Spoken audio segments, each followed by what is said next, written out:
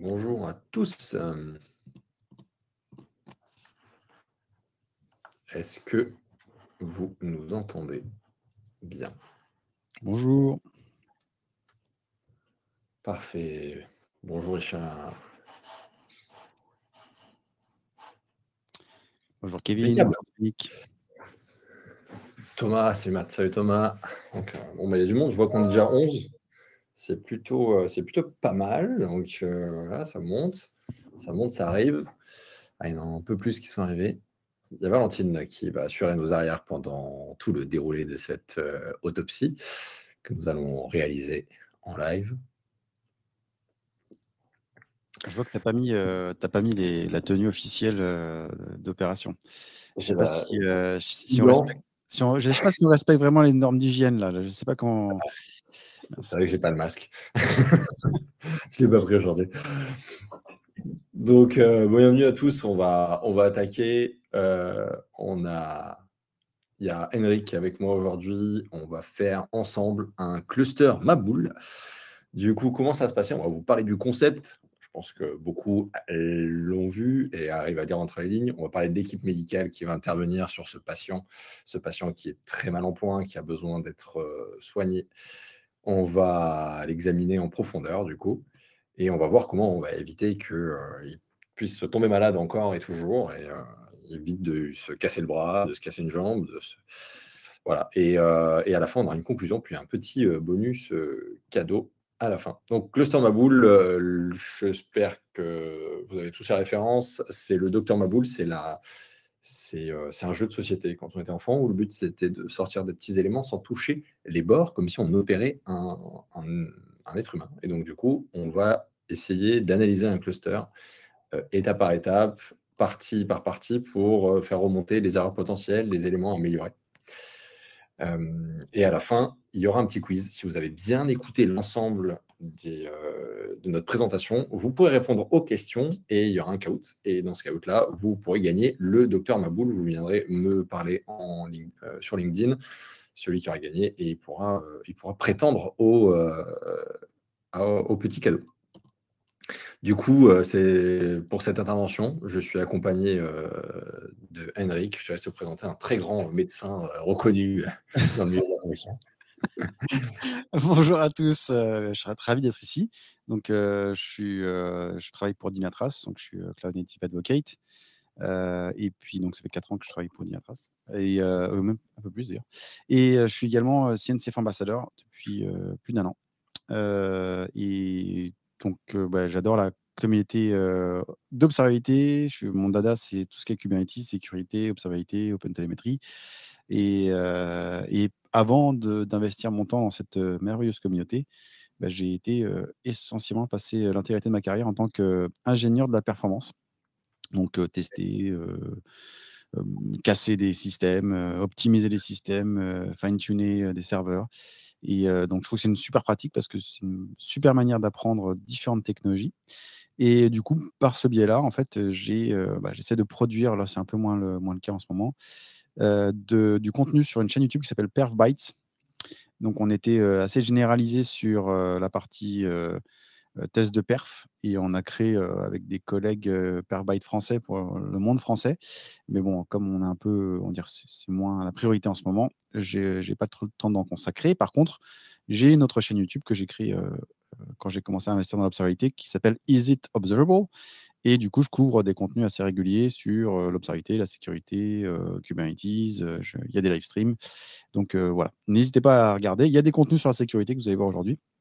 Si vous voulez avoir des différents contenus pour comprendre comment manier le Bistouri en prod à chaud, je vous expliquerai tout ça. La chaîne est vraiment super. On envoie la vidéo à des gens chez nous, et il y a tous les liens en description. Enfin, pas en description, pardon. Trop habitude des vidéos YouTube, dans le chat directement. Donc, vous pouvez cliquer dessus. Ils sont cliquables. Merci Henrik. Donc, du coup, moi, je vais l'accompagner. Je suis Tanguy Charon. Je suis le créateur de la société DoNow. Je suis expert Kubernetes de profession. Et cloud. Et donc, du coup, j'ai monté cette équipe d'ingénieurs qui travaillent aux alentours d'architecture pour nos clients, architecture DevOps et MLOps. On va essayer d'améliorer la sécurité et de la performance de nos clients sur leur compte cloud et sur leur configuration Kubernetes.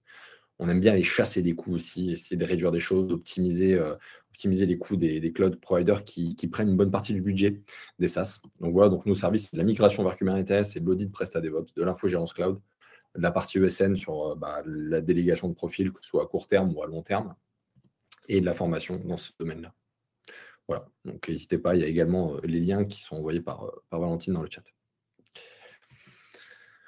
Du coup, nous allons examiner un patient, essayer de repérer les problèmes qu'il peut avoir sur Kubernetes. Notamment, donc là, c'est un patient qui n'a pas d'étoiles dans les yeux, mais qui a des clusters dans les yeux, du coup.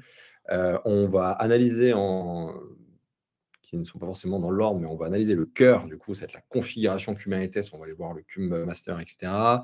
On va analyser les reins, ça va être plutôt orienté network, du coup, et on va regarder comment on peut améliorer la connexion entre pods et entre nodes. On va parler des bras, donc qui va être toute la notion autour des containers. Également, la main, ça va être le code, c'est le truc qu'on touche en premier, ces interfaces d'attaque, même si ça ne concerne pas forcément Kubernetes, c'est la plus grande porte d'entrée. Donc, du coup, on était obligé d'y passer par là. Et les pieds qui vont être le runtime, du coup, qui vont être traités à la fin. Voilà. Donc, on a essayé vraiment de transformer ça. Chaque étape, en fait, du build, du deploy et du runtime, on va essayer d'y passer, de le transformer dans cet être humain qui est notre cluster Maboule. Donc, du coup, on va commencer par la main. Je vais commencer d'abord par une petite histoire sur les librairies passoires. C'est un truc qui est arrivé il n'y a pas si longtemps, ça arrive cet été.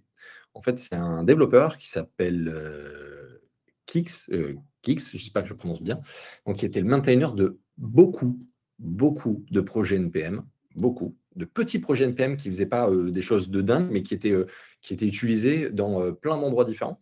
Et donc, du coup, c'était des millions de téléchargements par jour. Et en fait, son compte a été compromis. Il y a quelqu'un qui est arrivé, qui a juste rajouté un tout petit bout de code qui permet sur MetaMask de changer l'adresse de destination d'une transaction crypto vers le wallet au tout dernier moment, avant de cliquer sur signer la transaction. Ça change le wallet de destination par le wallet du hacker en question qui a pris la main sur le compte de Kix, du coup, et qui a rajouté juste un petit patch sur tous ces services-là. Et en fait, ça, c'était des dépendances qui sont utilisées dans plein de services. Donc, on s'est retrouvé sur des millions de sites Internet qui ont récupéré en fait, ces dépendances-là en pensant faire un patch de sécurité. Et en fait, c'était un patch malveillant. Et évidemment, ça a été aujourd'hui, ça a été traité, modifié. Donc, du coup, NPM et X ont travaillé ensemble pour résoudre le problème. Mais c'est pour vous dire qu'en fait, ça, c'est ce qu'on appelle une supply chain attack. C'est-à-dire qu'il y a un maillon de la chaîne qui est faiblard et sans s'en rendre compte, on n'a rien fait de mal, c'est pas notre faute. Et en fait, on crée un trou dans la raquette parce qu'on est dépendant de quelqu'un d'autre. Et donc, il y a le site internet. Mais c'est une histoire très similaire à ce qui s'est passé avec OpenSSH. Je ne sais pas si vous avez suivi cette partie-là où c'était pareil, encore un mainteneur. En fait, souvent, des hackers prennent target des mainteneurs qui sont un peu tout seuls sur un repo et essaient de les déborder pour prendre le contrôle du repo et envoyer des trucs malveillants dedans, quoi. Mais ouais, c'est assez impressionnant. Du coup, pour illustrer ça, on va dire 4 grands principes. Le Static Application Security Testing, c'est pour tester le code source. On a essayé de vous mettre des outils. L'idée, c'est que vous ressortez avec quelque chose. On ne va pas rentrer dans le détail sur chaque partie. On pourrait faire un webinaire sur chaque partie. Donc là, ce n'est pas le cas. Le but, c'est juste de vous sortir avec des clés derrière. Il y a le Software Composition Analysis. Donc ça, c'est tester les dépendances de librairies. Il y a des outils pour ça, pour les mettre à jour les checks de sécurité, enfin les patchs de sécurité comme Renovate ou autre. Mais l'audit et la réduction d'utilisation des libs externes, ça reste quand même le mieux pour éviter le souci dont on vous va présenter juste avant. Dynamic Application Security Testing, donc ça, c'est l'application, c'est tester une application en exécution.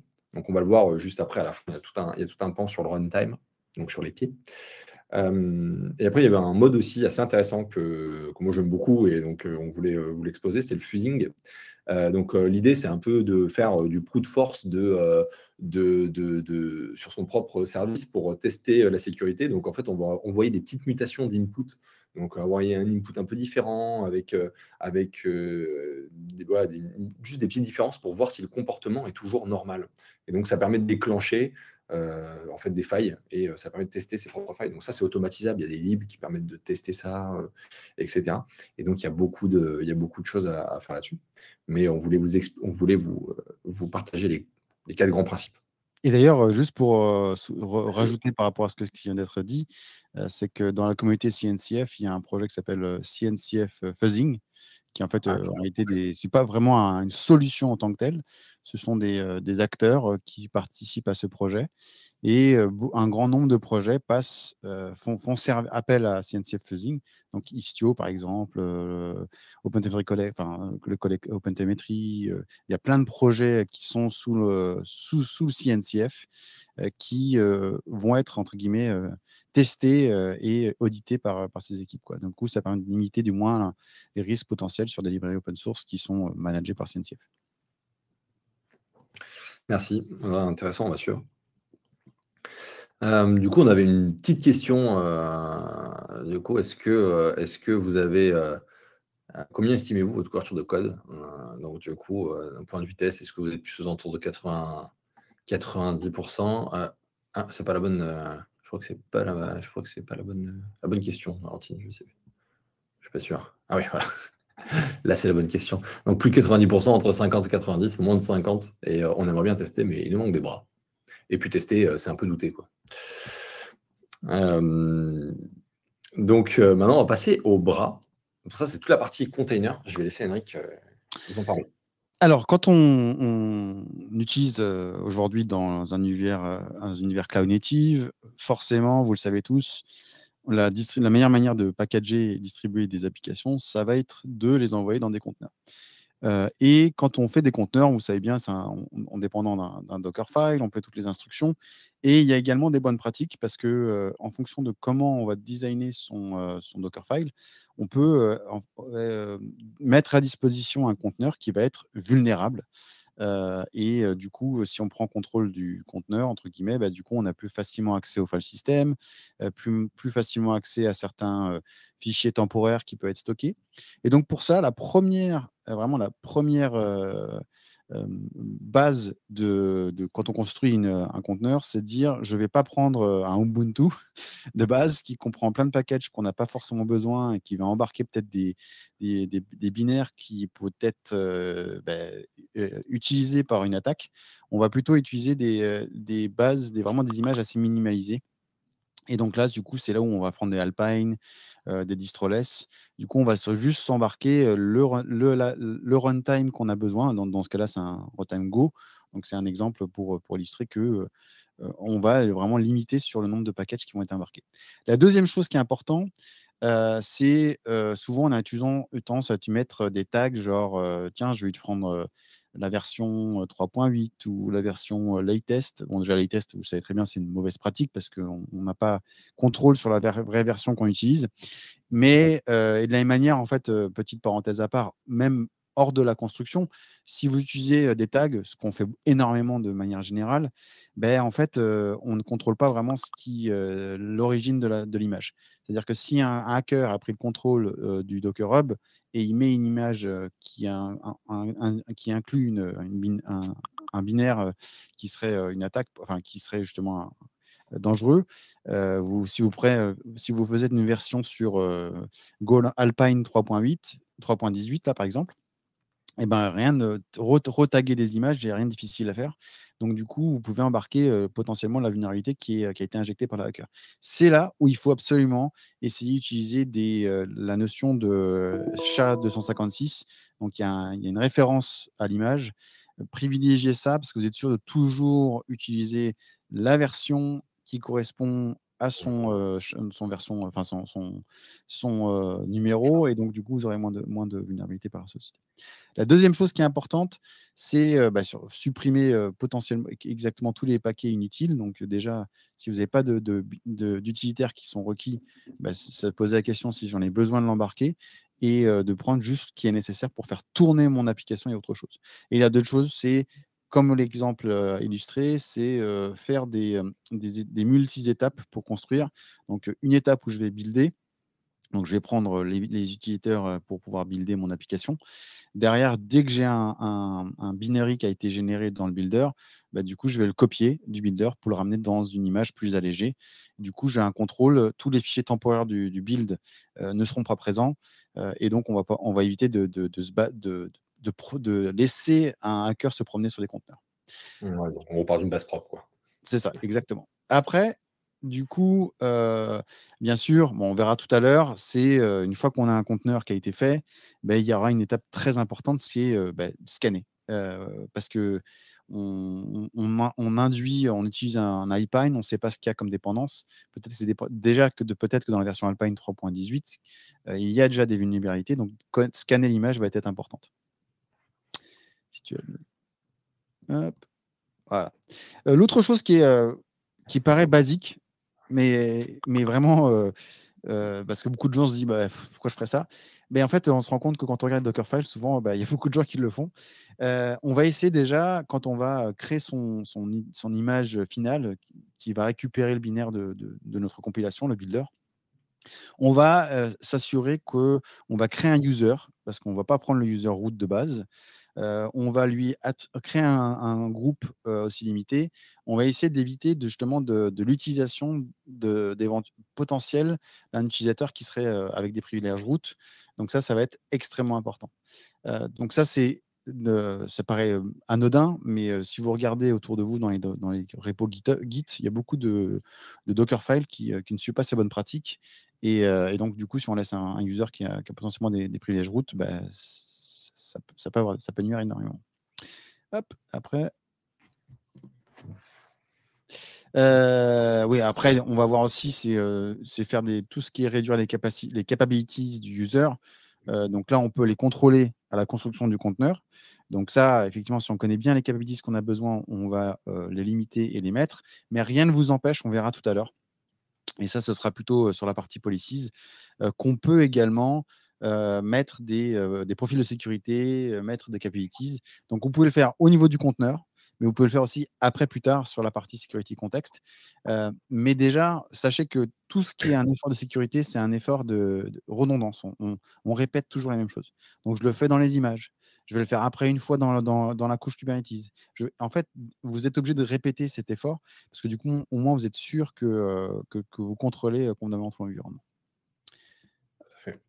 Et puis après, bien sûr, ça n'a pas de soin. Hein, si vous avez un fichier sensible qui contient des données importantes, qui peut mettre votre environnement vulnérable, nécessairement, il n'y a pas de secret. Il faut éviter de l'embarquer dans votre conteneur parce que ce serait forcément exploité.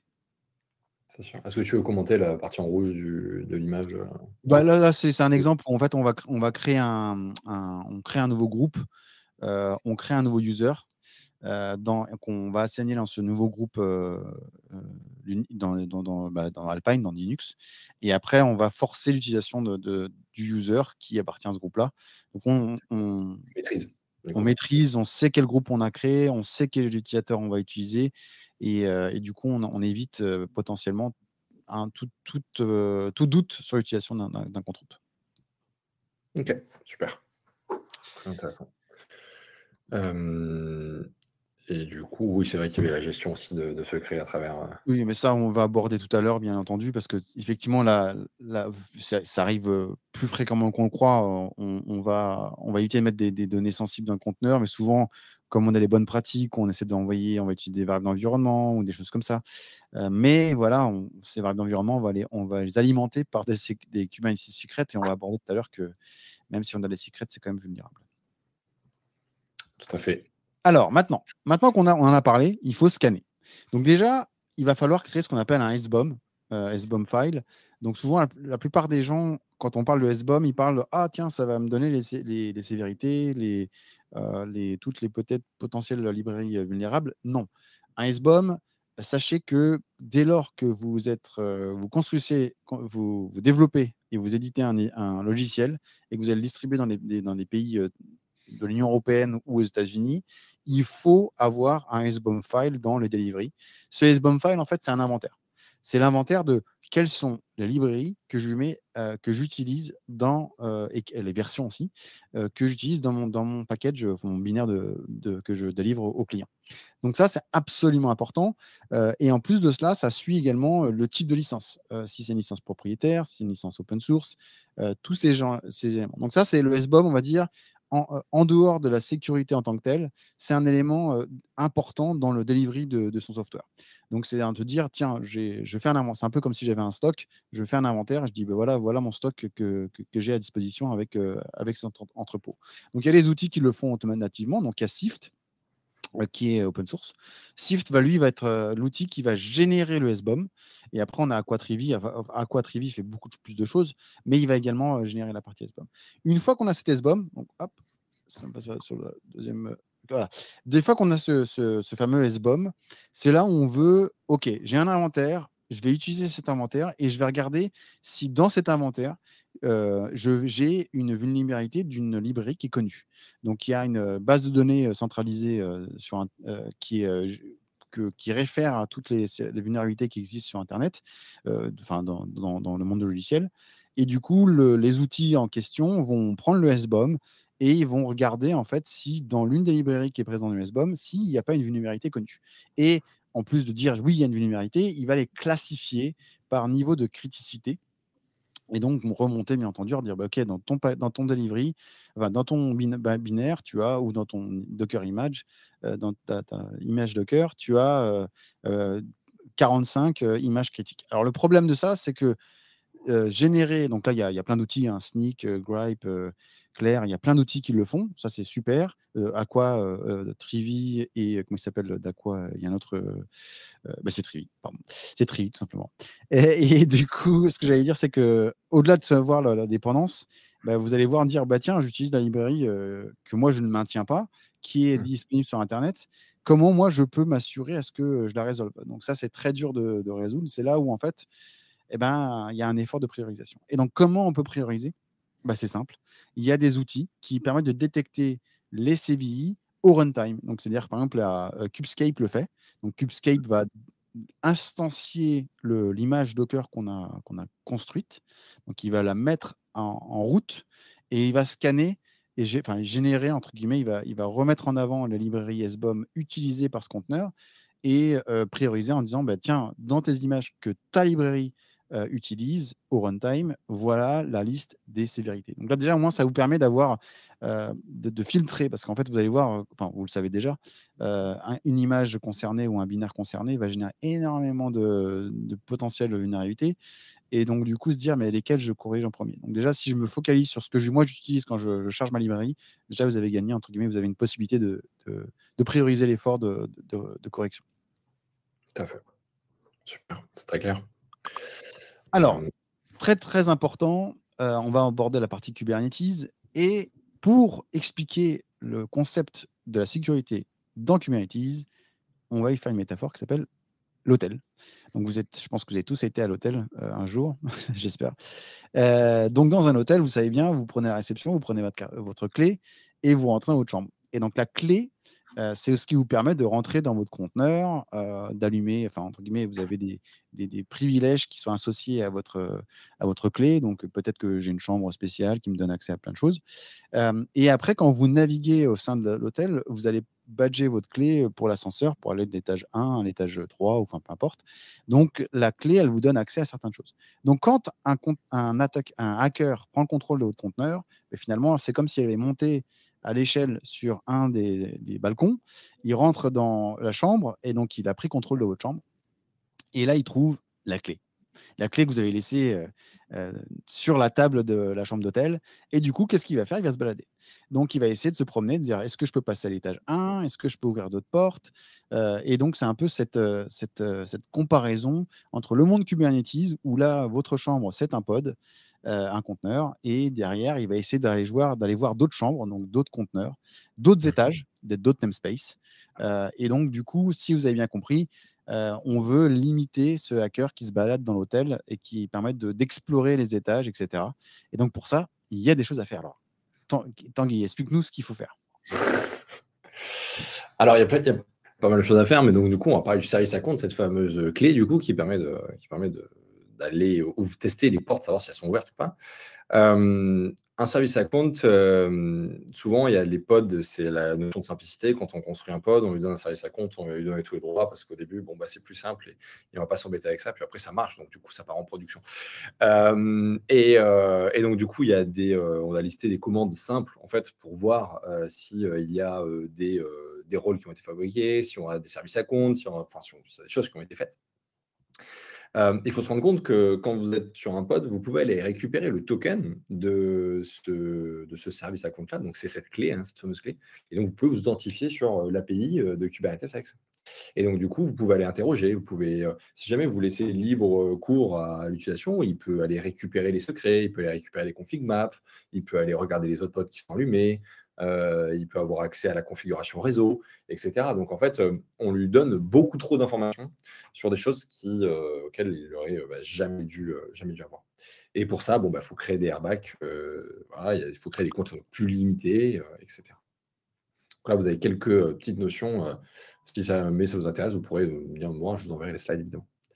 Alors, autre chose, c'est qu'une fois que vous avez mis des bonnes pratiques, on a vu tout à l'heure, on voulait mettre des pratiques sur l'utilisation de non-route, utilisation de security context bien particulier. Donc, je veux limiter un peu les droits que le conteneur va avoir quand il va s'exécuter dans Kubernetes. Et donc, du coup, soit je dis, OK, je vais aller voir toutes les équipes de mon organisation, je dis, mettez-moi ces règles en place, mais il y a très peu de chances que les gens vont respecter ces règles-là. Donc, c'est là où il y a ce qu'on appelle des outils qui permettent de ce qu'on appelle faire des règles de sécurité, donc Kyverno par exemple, OPA, où on va créer des règles et ces règles, en fait, elles vont être appliquées. Alors, je ne sais pas si vous connaissez l'admission controller. L'admission controller, c'est une étape clé quand on interagit et quand on déploie du workload, des ressources dans Kubernetes. Donc, quand je déploie, en fait, quand je fais un kubectl apply, il passe par l'API de Kubernetes qui va nous authentifier. Est-ce que j'ai le droit de faire ce genre d'action? Et après, il va passer par différentes étapes. Donc, le mutating admission controller. Donc là, c'est par exemple pour pouvoir créer une règle, par exemple, dire si la personne elle n'a pas mis les sécurités contextes qui sont là par défaut, on va modifier l'objet à la volée et on va rajouter les sécurités contextes qu'on a besoin. Donc ça, c'est ce qu'on appelle mutating. Donc là, du coup, il envoie une requête à un opérateur tierce, donc Kyverno ou OPA, et Kyverno vont prendre le relais pour faire cette action. Après, il y a ce qu'on appelle la schema validation. Donc là, on va regarder, une fois que l'objet a été modifié, donc on a un pod plus des choses qui ont été changées, on va regarder si ça respecte le spec de l'objet. Et enfin, avant d'être stocké dans etcd et être planifié au sein de notre cluster, il y a ce qu'on appelle la validation admission controller qui, lui, au lieu de faire une modification, il va dire tiens, tu utilises le compte route, ça, c'est pas autorisé. Donc là, il va bloquer, donc le déploiement va être en échec, ou on peut le mettre en audit pour être juste informé que quelqu'un ne respecte pas nos recommandations. Une fois que c'est passé, c'est stocké dans etcd et après, Kubernetes, comme il a l'objet dans etcd, il va planifier, il va le déployer, il va créer l'objet dans votre cluster. Mais du coup, en mettant ces genres d'utilisation de règles de sécurité, ça permet de forcer la mise en place de bonnes pratiques de sécurité sur les bons contextes de sécurité, les bonnes annotations, les bons labels que vous pouvez avoir au sein de votre organisation. Ouais, c'est un de sécurité qui va vérifier que c'est conforme, que la clé est conforme et C'est qu'elle est bien vérifier valide que sur les c'est schémas. conforme et ou bien faire la mutation, c'est-à-dire modifier l'objet pour s'assurer qu'il Ouais, y a les éléments qu'on a besoin. super. Du coup, on va passer au rein de notre patient, de notre cluster. Et pour ça, je vais commencer par une petite histoire qui est un cas vécu d'une attaque chez un client. Donc, c'est un client dans le secteur du viticole qui nous a appelé avec la société. Et en fait, il nous a dit j'ai la base de données qui est totalement chiffrée. Je ne sais pas quoi faire. Est-ce que vous pouvez dépêcher des experts pour voir comment on peut régler le problème? On ne sait pas ce qui s'est passé.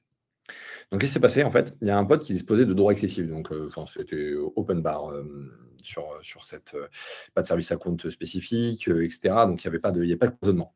L'attaquant a réussi à avoir un TTY avec une RCE dans le site internet. Et donc, du coup, il a pu lancer des commandes directes. Il a utilisé le token qui était stocké sur le pod pour accéder à l'API. Il a récupéré le secret de la base de données, du coup, qui est en base 64, donc du coup, qui n'était pas du tout chiffré. Et il a réussi à avoir accès à la base de données avec ça. Et donc, du coup, grâce au secret, grâce au fait qu'il a pu retrouver où était stockée la base de données, et du coup, il l'a chiffré, puis il a demandé une demande de rançon client. Il faut savoir que ce pod-là en question, celui qui avait le trou, il n'avait aucune raison d'accéder à la base de données. Il interrogeait un back-end et c'est l'autre back-end qui avait besoin d'accéder à la base de données. Donc, c'est-à-dire que lui, il n'avait pas besoin d'accéder au secret, parce qu'il n'avait jamais besoin de parler à la base de données. Il n'avait pas besoin de pouvoir communiquer avec la base de données. Et donc, du coup, ça veut dire que c'était vraiment, en fait, une fois qu'on passait la porte du cluster, derrière, c'était open bar, quoi. Donc, nous, ce qu'on a mis en place, on a interdit le TTY en production, on a corrigé évidemment les RCE dans le code, on a changé les secrets, on a mis en place des network policy, donc qui ont empêché le pod de se dire, en fait, toi, tu n'as pas le droit d'attaquer la base de données.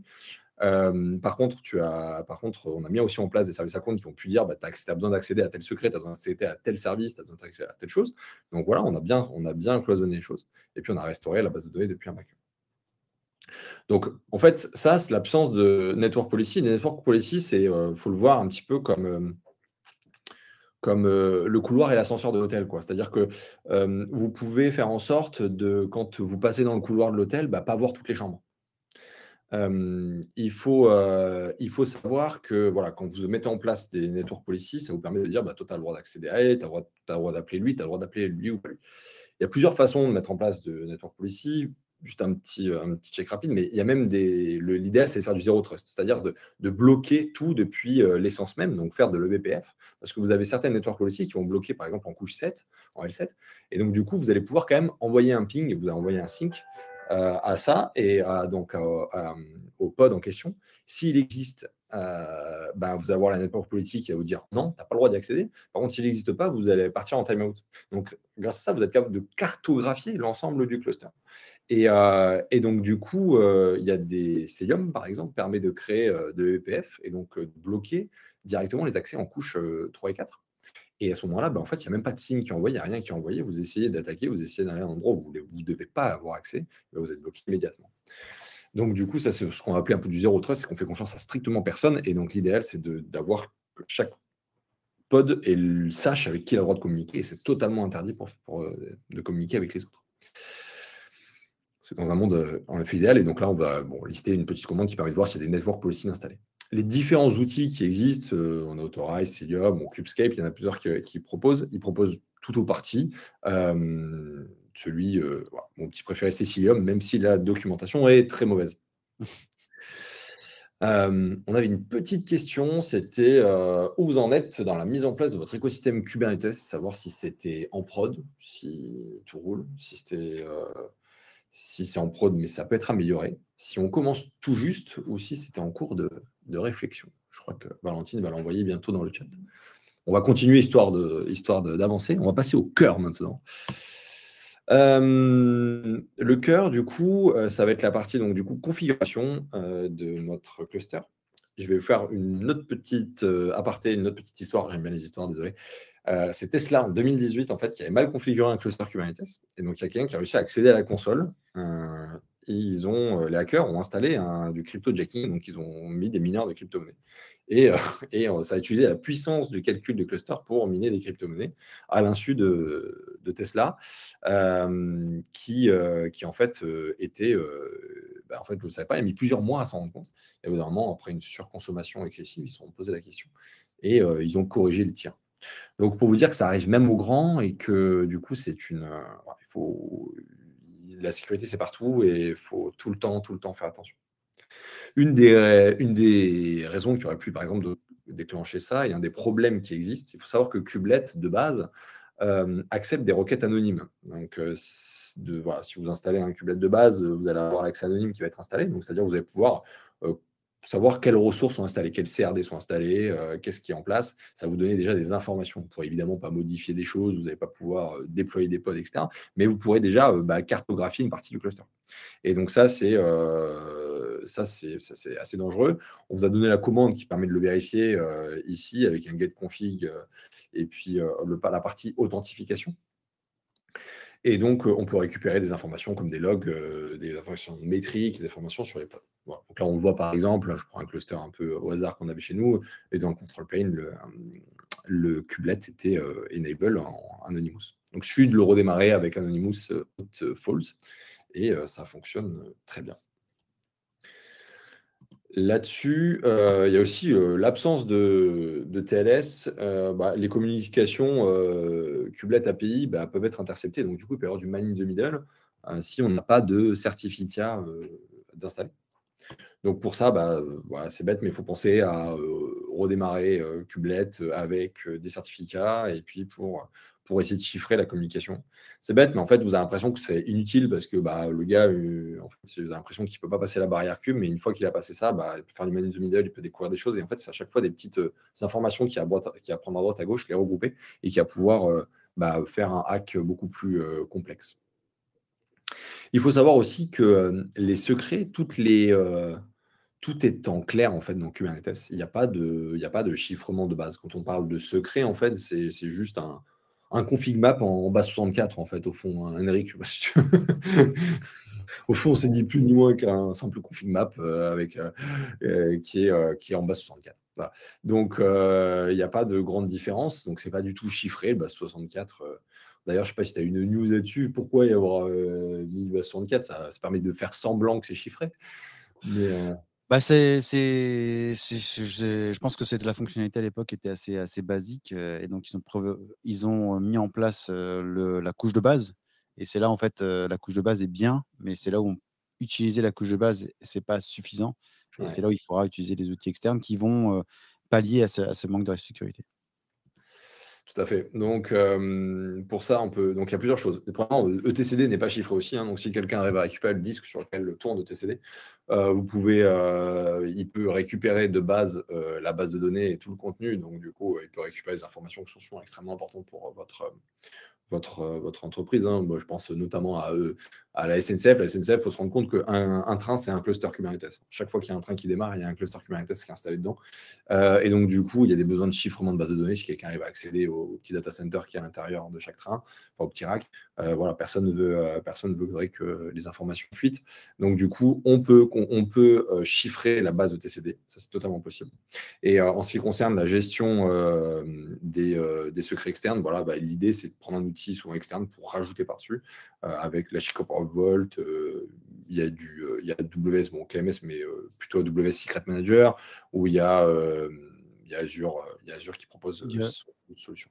Il y a aussi External Secret Operator qui est un opérateur qui gère ce genre de choses aussi, qui est projet CNCF d'ailleurs.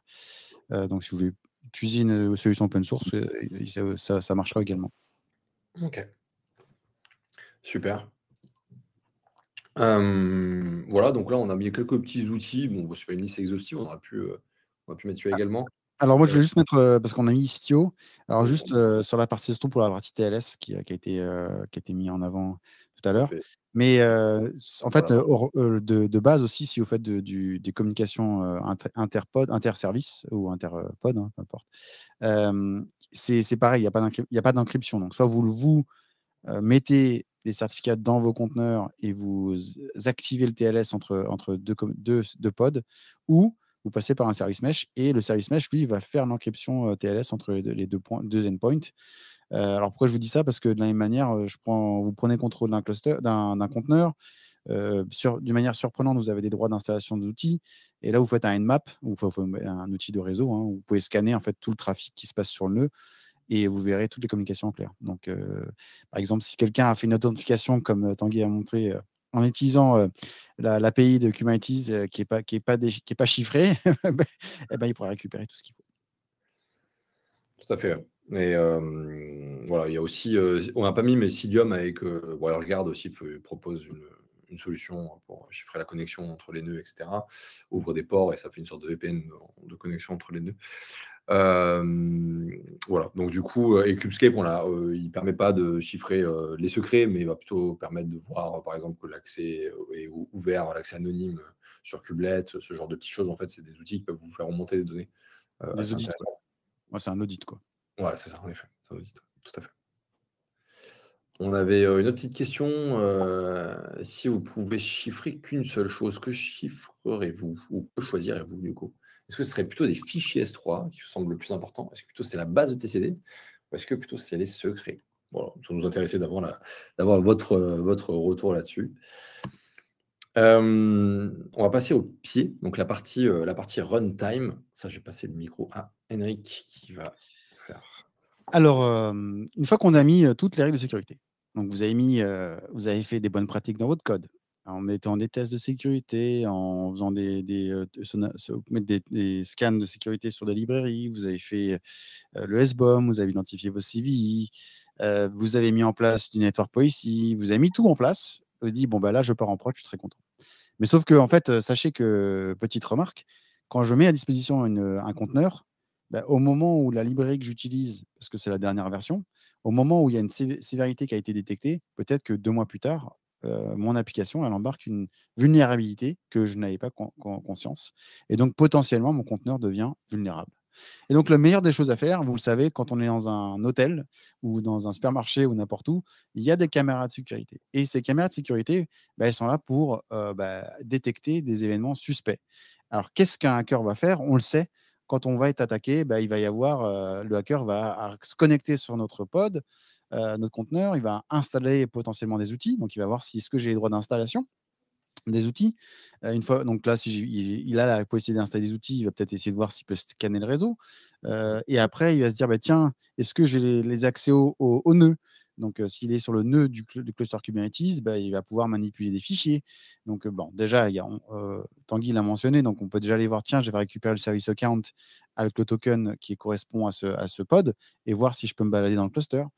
Donc, il va manipuler des fichiers par ce biais-là. Il va faire, donc il y a un certain nombre d'actions qu'un hacker, quand il prend le contrôle, que ce soit scanner le réseau, que ce soit accès aux fichiers, que ce soit installé, derrière, dans le kernel, enfin sur le nœud, puisque non, dans le conteneur, donc il est sur un conteneur, ce conteneur est hosté sur un nœud, et donc au final, c'est un process qui tourne sur un nœud, sur un serveur Linux. Donc qu'est-ce que ça veut dire? Bah, ça veut dire que derrière, il y a des événements sur le kernel qui a lieu. Donc, la lecture d'un fichier, l'écriture d'un fichier, l'utilisation de la couche réseau. Et donc, tout ça derrière, en fait, ça se symbolise par des utilisations de system call dans le kernel. Et c'est là où des technologies comme eBPF, alors je ne sais pas si vous connaissez bien eBPF, eBPF c'est une surcouche qui va mettre une sonde dans le kernel et qui va, dès qu'on utilise, par exemple, on va le mettre sur un événement. Donc tiens, dès que vous avez utilisation de la lecture d'un fichier, bah, du coup, il va lui remonter des informations, il va récolter des informations. Donc l'eBPF va être le meilleur allié pour ce genre de cas d'utilisation. Donc là, eBPF va pouvoir détecter les process en exécution, donc là, par exemple, détecter s'il y a une installation de fichier, la manipulation de fichiers, donc est-ce que c'est un read, est-ce que c'est un write, quel fichier est concerné, etc. Il peut également accéder à la couche réseau, qui est en train de faire un TCP connect ou un connect sur un pod, quelle est la destination, quels sont les paquets. Et donc, la couche de base pour arriver à mettre des sécurités dans son cluster, bah, c'est d'utiliser un outillage qui va se baser sur des technologies eBPF. Et pour ça, il y a plusieurs outils. Et l'objet des outils, alors si tu passes, ouais, c'est les agents de sécurité. Donc, ils sont là pour, ils vont mettre à disposition de technologies. On va créer, nous, des règles de sécurité pour dire détecte-moi dès qu'il y a, je sais pas moi, l'installation qui est le process qui est lié à l'installation d'un paquet se lance. Donc là, du coup, lui va générer une log et au travers de cette log, là, on pourra mettre des alertes pour dire tiens, il y a quelque chose de suspect euh, et à réagir. Donc il y a des outils qui font juste de la remontée d'événements et d'autres outils, en contraire, dès que j'ai cet événement-là, tu le bloques. Donc du coup, avant même que l'action ait eu lieu par l'attaquant, il sera bloqué, donc il ne pourra pas aller plus loin pour mener à bien son attaque. Super. Et donc, du coup, quand vous étiez sur le runtime, il y a plusieurs choses. Donc, on a la partie image scan. Donc, il y a la partie watch qu'on a abordée. C'est-à-dire, je mets une caméra et je surveille mon cluster sur l'activité. Donc, je peux bloquer. Donc là, je vais dire, ah, tiens, je ne veux pas que cet utilisateur puisse lire un fichier ou écrire un fichier ou installer un fichier. Donc là, on va bloquer. Ou on peut faire un report. Donc, c'est un simple audit. Et le dernier élément que je n'ai pas abordé, c'est l'image scan. Alors pourquoi dans le runtime, on l'a bien vu tout à l'heure, c'est qu'au moment où je déploie mon application, mon application n'aura pas de sévérité embarquée dans son conteneur. Mais du coup, je préfère, moi, le découvrir pendant l'utilisation de ce conteneur en runtime que tout d'un coup, j'arrive le lundi matin au bureau, je sais exactement, tiens, j'ai l'application Customer qui a une librairie qui a été détectée comme vulnérable hier par le monde de l'Internet. Et du coup, je peux prendre des actions. Donc, si je ne suis pas au courant, je ne peux pas prendre les actions. Donc, il faut vraiment aussi avoir cette notion de scanner librairie en continu au sein de notre cluster pour savoir quelles sont potentiellement les nouvelles vulnérabilités sur lesquelles je dois être confronté. Et pour ça, il y a plein d'outils. Donc, on a mentionné sur la partie pure, c'est Tetragon de Cilium Isoviolent. Vous avez Kubescape. Kubescape, lui, va embarquer l'image scan et la partie Watch Block Report. Vous avez KubeArmor, vous avez Tracy de chez Aqua. Enfin, il y a plein d'outils. Donc, il y a plein d'outils à disposition qui sont gratuits et qui vous permettront de mettre cette couche de sécurité sur votre runtime. Super. Merci. C'est hyper clair. À part si vous voulez rajouter quelque chose. Non. Maintenant, avant de passer au code, on va regarder les questions. Je vois qu'il y en avait plusieurs. Valentin, d'un côté, on est obligé de stocker le secret AWS dans Kubernetes. Ah oui, tu peux faire ça. Trop chouette. Dans Kubernetes pour pouvoir accéder au secret stocké dans AWS. Comment faire autrement? Non, en fait, tu peux installer des modules où tu vas référencer des secrets. Donc, par exemple, tu as Vault qui va installer un sidecar et qui va aller récupérer les secrets. Tu peux faire une référence vers ce secret-là.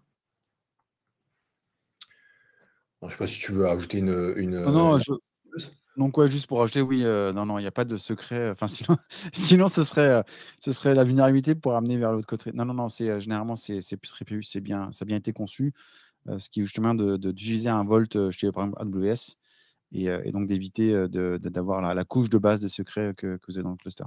Donc oui, il ne faut pas avoir d'inquiétude. Déjà, vous pouvez, quand vous utilisez AWS sur IKS, vous pouvez activer la création d'un cluster avec l'utilisation d'un Vault, enfin AWS. La plupart des cloud providers proposent ces genres d'options. Oui, bien sûr. Avec Secret Manager, on peut directement les stocker tous les secrets dedans et après aller les récupérer et faire juste des références vers ces secrets-là. J'espère qu'on a répondu correctement à la question. Maintenant, on va passer à Stéphane. Avez-vous déjà évalué des catalogues d'images Harness? On pourrait échanger par la suite sur ce que propose Docker aujourd'hui en la matière. Alors, non, mais moi, par contre, ce que j'utilise, moi, c'est Arbor. Je sais pas si c'est un projet CNCF où j'utilise pour deux choses en tant que proxy cache, en tant que déjà limiter les rate limits qu'on peut avoir sur un cluster. Donc, du coup, Arbor va cacher les images publiques d'autres NGINX ou autre chose. Et en fait, derrière, Arbor, si vous connaissez, mais il va embarquer un certain nombre de fonctionnalités et notamment le scan d'image, remonter ces genres de choses. Donc, du coup, ça permet de passer par un outil tiers où on peut publier son propres images et donc d'y bénéficier d'une vision sur la sécurité, mais également scanner si c'est un proxy cache, enfin si c'est un cache de registry, il va aussi scanner des images que vous amenez dans votre cluster. Donc ce qui permet d'avoir entre guillemets une couche intermédiaire entre vous et Docker, quoi. C'est vrai que ça me fait penser à une question qui n'est pas dedans, mais peut-être ça serait intéressant d'avoir ton retour, Henrik. Bitnami, par exemple, là, pas longtemps, a fermé ces images publiques, Debian, etc. Ça m'a surpris d'ailleurs. Moi, je n'avais pas suivi la communication. J'étais en train de monter un cluster et tout d'un coup, je me dis, mais tiens, c'est marrant, j'ai ma registry qui pète là. Ça. Et en fait, et après, je suis allé voir sur Docker Hub et j'ai fait, ah, ok, ils ont tout dégagé. C'est marrant. Donc, si tu tapes Bitnami sur Google, on est notre article de blog qui explique comment changer d'image du coup et ce qu'on conseille est remonté dans la première page. Donc du coup ça a bien marché cette partie-là. C'est vrai que nous on était au courant, c'est avant parce qu'on utilisait beaucoup. Qu'est-ce que toi tu utilises aujourd'hui comme registry public comme ça qui envoie beaucoup d'images? Alors moi quand je crée des binaires qui vont être à vocation, qui vont créer une image containerisée, en fait, ce que j'essaie de faire, c'est faire un workflow avec des GitHub Actions et je vais créer l'image, scanner et la publier dans GitHub, ou Ok. donc là, je passe par GitHub, ou au contraire, je vais la pousser sur un Arbor. Et du coup, l'image, elle va être disponible sur un private registry comme Arbor, Ok. et je pourrais la récupérer. Et de la même manière, bon, moi, c'est mon cas présent parce que moi, j'ai un Home Lab avec un Home Lab, et donc du coup, je suis limité au rate limit que Docker peut imposer. Donc, moi, j'utilise toujours une couche de registry cache qui Ok. amène une couche de protection supplémentaire. Ça me permet, d'éviter ce fameux rate limit qu'on peut avoir par adresse IP. Et puis l'autre, c'est aussi de bénéficier d'un scan sur des images que je ne maîtrise pas. Très chouette. Ok, merci pour ton retour. Est-ce qu'il y avait d'autres questions? Je n'en vois pas d'autres. Du coup, on va passer au moment que vous attendez tous. On va passer en temps de savoir si vous avez bien écouté, si vous avez bien suivi ce cluster Maboule. La première difficulté, il va falloir être rapide parce que du coup, il n'y a que 10 places disponibles sur ce. Donc, bien sûr, on n'a pas le droit on n'a pas le droit de jouer avec un Ouais, raccourci. je connais le QR code, je suis trop. C'est parti là, c'est dommage. Donc, voilà. Donc, du coup, on va commencer. Vous allez avoir un petit logo qui va arriver avec le QR code et un pin. Donc, si vous voulez, vous pouvez vous connecter directement dessus pour avoir accès. Je vais couper le son parce que. Oui, sinon ça va être très, très, très fatigant. Quelqu'un qui s'est connecté. Il y a Tanguy qui est Il connecté. m'a piqué mon pseudonyme, c'est pas moi, je vous le Ouais. promets. Donc c'est vrai qu'on n'est pas à jouer, je comprends pas là. Tiens. Ça va rien bien. Ah, Kevin, Pierre, Arnaud, Antoine. Il y a du monde qui le veut. Hein. Ah, il y a des amateurs de Dr Maboul là, j'ai l'impression. Ouais. D'ailleurs, moi j'étais pas très bon, moi, Dr Maboul. Ah ouais. Moi, je regarde pas des souvenirs en plus. Oui, j'étais incroyable.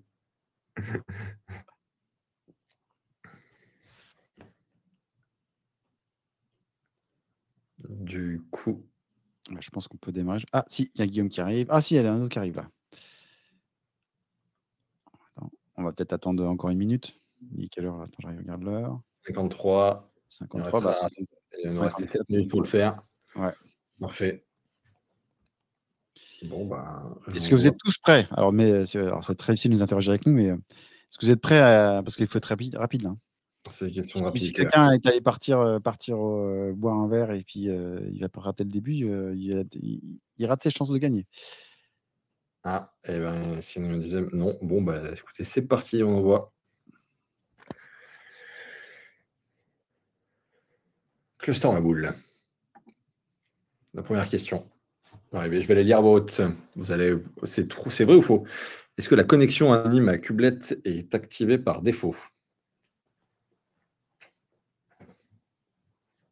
Oh, ça répond vite, ça répond vite. On va voir s'ils ont bien suivi ce que tu as dit, Tanguy. Attention.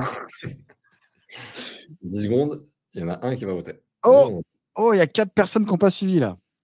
On veut des noms. On vous voit. Attention, pas le savoir. Guillaume a répondu plus rapidement. Bravo, Guillaume. Du coup, question numéro 2. Quel serait le meilleur outil pour chiffrer la communication entre les nœuds? On a Cilium, Cubescape, Vault, SOPS. Question difficile. On a eu 7 réponses pour l'instant. 8 et 9. Oh là là là, le niveau, incroyable. Quasiment tout le monde a répondu Cilium, c'est parfait. Guillaume. Guillaume, là, attention. Remontée de Tanguy, quand même. Tanguy, on va faire une remontada. Un secret Kubernetes est lisible uniquement par les pods qui l'utilisent. Vrai ou faux? De base, hein, par le principe que c'est de base.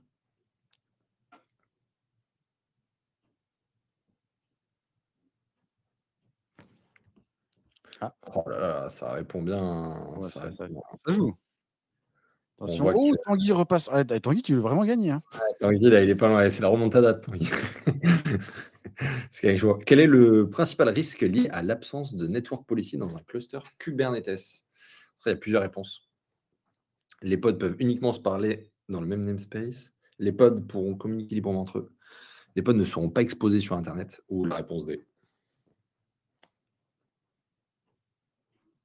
Il n'y a pas de D. Oui, mais parce que c'est vrai qu'il y a pas de D. Ce serait la réponse carrée, du coup. Les pods pourront communiquer librement entre eux. Tout le monde a bien répondu. Ah, bah, c'est magnifique, en fait. Du coup, on va voir qui a été le plus rapide. Là, est-ce que ça a changé? Ah non, ça Guillaume est toujours devant. Hein. 5 sur 7, hein, et vous pouvez encore monter. Comment réalise-t-on un multistage build dans un Dockerfile? 4 possibilités. Soit on écrit plusieurs Dockerfiles, soit on crée plusieurs étages avec des escaliers qui les relient. Oh là là, mais tout le monde a bien répondu, mais c'est incroyable. Quelle audience! Quelle audience! Tanguy est pas loin de 200 points quand même. Il faudra être plus rapide. Plus que 2 questions. Depuis quand les règles de validation de l'admission contrôleur sont en V1? Là, j'en ai pas parlé, hein. Ça va être plus compliqué pour vous là. Ça là, elle est dure. Soit c'est en 1,26, 1,33, 1,34 ou depuis le début. Oh, 4 personnes qui ont répondu. Oh, punaise! Ouais, c'était une question vraiment pas facile. Donc, chapeau. Bas. Attends, est-ce que ça a changé le score là? Guillaume est repassé. Antoine a repris la 6e place. Vraiment, il est vraiment devant. Hein, bravo. 7-7. Comment peut-on forcer la mise en place de privilèges restreints sur les déploiements Kubernetes? Avec Kyverno, avec Authorize, avec Workflow GitOps, en demandant gentiment à nos collègues, parce qu'on ne sait pas faire. C'est pas la dernière, un indice.